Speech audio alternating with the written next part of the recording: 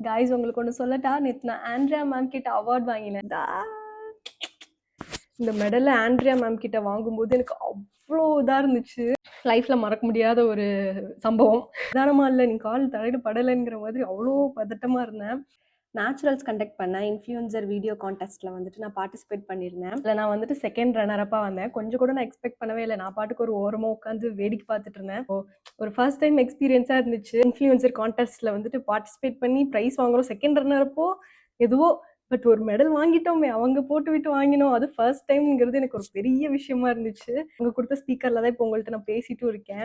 எல்லாம் அப்படியே சடனா நடந்துருச்சு. எனக்கு ஒரு 2:00 நேத்து தான் நடந்துச்சு இந்த ஈவெண்ட். ஸோ 2:00 மாதிரி நீங்க வர முடியுமா இன்னைக்கு ஈவெண்ட்டுக்குன்னு கூப்பிட்டாங்க. எனக்கு தான் நான் வின் பண்ணுவேங்கிற சுத்தமா ஐடியாவே இல்லாதனால நானும் சரின்னு திங்க் பண்ணி பார்த்துட்டு போவோம், என்னதான் நடக்குதுன்னு பார்ப்போம் அப்படின்னு சொல்லிட்டு போயிட்டேன். இப்பயுமே நர்வஸா இருக்கு அதை பத்திலாம் பேசும்போது. எனக்கு இப்படி ஓப்பனா பேசுறதுல பழக்கம் இல்லை. புதுசா ஒண்ணு பண்றேன்னா எனக்கு பயங்கரமா நர்வஸா இருப்பேன். ஒரு ஈவெண்ட்ல கொஞ்சம் சொதப்பிட்டோமேன்னு கஷ்டமா இருந்துச்சு. But it's okay. இது நம்மளோட ஃபர்ஸ்ட் ஸ்டேஜ். நீ வர ஸ்டேஜ்ல கொஞ்சம் நல்லா பேசணும் அப்படின்னு சொல்லிட்டு நினைச்சிருக்கேன். இதை வந்துட்டு உங்ககிட்டயும் ஷேர் பண்ணணும்னு நினைச்சேன். அண்ட் இது வந்துட்டு ஒரு பெரிய மெமரபிளான மொமெண்டா இருக்கணும்னு. So thank you so much. And நான் வின் பண்ணியிருக்கேன் ஆண்ட்ரியா மேம் கிட்ட.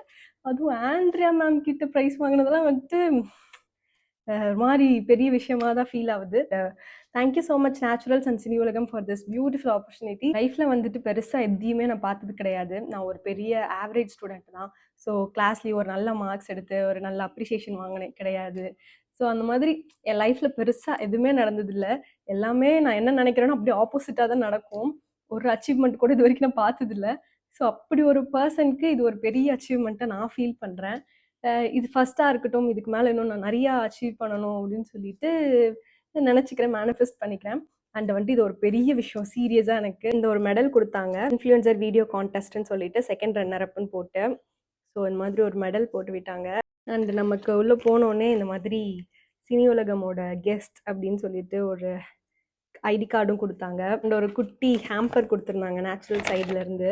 ஹேர் மாஸ்க், ஒரு ஃபேஸ் வாஷ், ஷாம்பூ கொடுத்துருந்தாங்க. அண்ட் டிஜிடெக்ஸோட மைக்.